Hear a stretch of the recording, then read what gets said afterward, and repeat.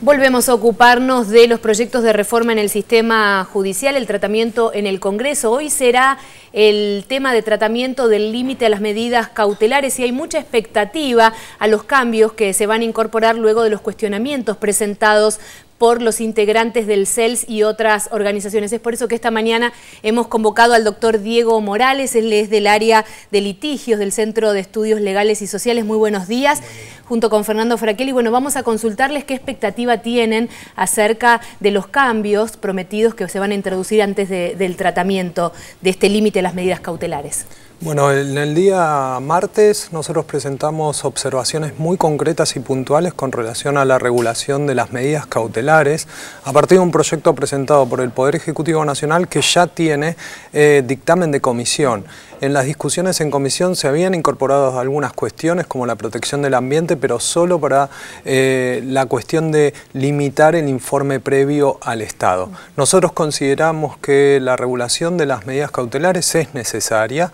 Evitar el uso abusivo de las medidas cautelares significa poner en práctica leyes que reconocen derechos. Pero en este sentido, la propuesta del Poder Ejecutivo tiene dictamen de comisión, tiene algunos defectos y los defectos más serios se vinculan a problemas constitucionales. Nosotros consideramos que la aplicación de las medidas cautelares, tal como las propone el Poder Ejecutivo y la propuesta que está en el Senado, puede generar algunos obstáculos serios para el acceso a la justicia de personas en situación de vulnerabilidad, trabajadores y usuarios de servicios públicos. Estos actores o estos grupos o estas personas tienen una protección especial definida por la propia Constitución Nacional, pero también por los tratados internacionales de derechos humanos. El CELS, a lo largo de toda su historia, que son más de 30 años, ha utilizado herramientas cautelares para promover y proteger derechos. En este sentido es conveniente aclarar que la presentación de medidas cautelares tiene por objetivo detener una violación de derechos humanos que se puede llegar a estar concretando o asegurar la reparación.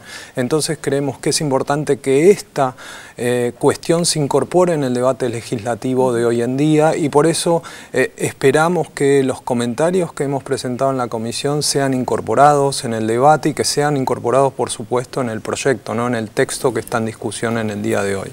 Doctor, por lo que vimos y los que seguimos un poco la actividad en el Congreso Nacional, hay y tuvieron buena receptibilidad el informe que ustedes presentaron en el Senado Nacional, a tal punto que hay casi un compromiso de los propios senadores a abrir lo que es el dictamen que se aprobó un día antes a la presencia de ustedes y que en definitiva va a llevar a una modificación hoy en el propio recinto del Senado Nacional. Las cautelares no quedan eliminadas, digo, para explicarlo de manera concreta, no se eliminan, van a tener facultad los jueces en algunos casos particulares. Sí, el proyecto incorpora correcciones a las medidas cautelares contra el Estado que están previstas hoy en el Código de Procedimiento Civil. Es decir, los jueces usan el Código de Procedimiento Civil para establecer cuáles son las obligaciones del Estado a partir de la concesión de medidas cautelares. Este proyecto lo que trata de hacer o lo que intenta hacer es modificar el régimen que está previsto en el Código de Procedimiento Civil. Pero para eso, como señalé, es importante que se reconozca las medidas cautelares han sido usadas y sirven para la protección de ciertos sectores y esto me parece que es importante. La regulación actual, en principio, que está propuesta por el Poder Ejecutivo, no incorpora o limitaría la protección de esos sectores y creo que esto es importante tenerlo en cuenta. Bueno, según trascendió, entre los cambios que se van a incluir, se incluye el concepto de vida digna para los casos sujetos a estas excepciones a las que hacía referencia. También se agrega un párrafo con respecto a los jueces y a los plazos que debe estar obligado, dice, a dar celeridad al trámite. Sí, nosotros consideramos que esto muestra una decisión de apertura, una cuestión de apertura hacia las cuestiones que nosotros planteamos y que también otras organizaciones plantearon en el debate en el Senado.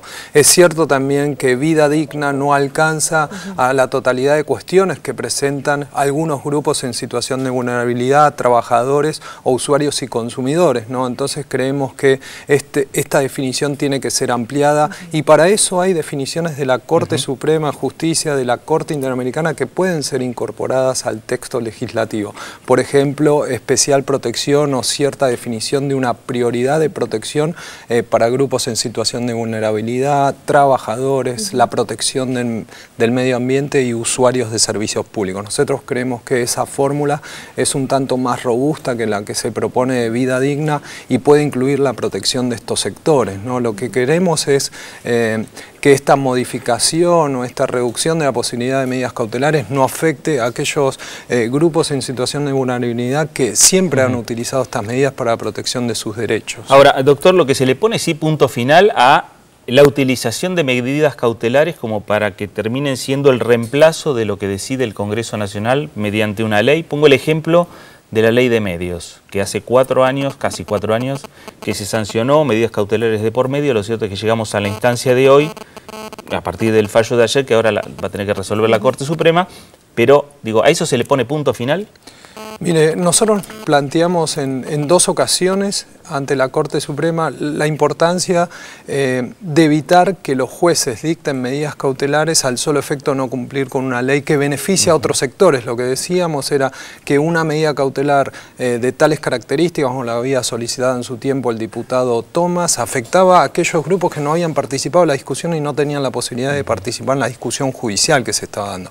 Entonces esto ponía en duda o ponía en puntos suspensivos una ley del Congreso que ampliaba derechos. Entonces lo que consideramos era que el uso abusivo de esas medidas cautelares tenía efectos no deseados. Esto es la afectación de derechos de otras personas que no participan del proceso judicial. Por eso consideramos que era necesario también que los jueces tuvieran en cuenta esta situación, ponderaran esta situación al momento del dictado de medidas cautelares. La incorporación que sugiere el secretario de Justicia en la audiencia del día martes con relación a trasladar cierta obligación a los jueces de medir de manera concreta el tiempo o el proceso nos parece saludable porque incorpora una obligación en cabeza de los jueces de tratar de evaluar cuál es el impacto de las medidas cautelares que se están dictando y que esas medidas cautelares no generen efectos sobre terceros que no participan y que pueden recibir o se les puede limitar el derecho reconocido en la legislación, ¿no? Bueno, estaremos atentos entonces a lo que suceda hoy en el recinto. Doctor Morales, muy amable por esta visita a Visión 7 esta mañana. Hasta luego. Muchas gracias.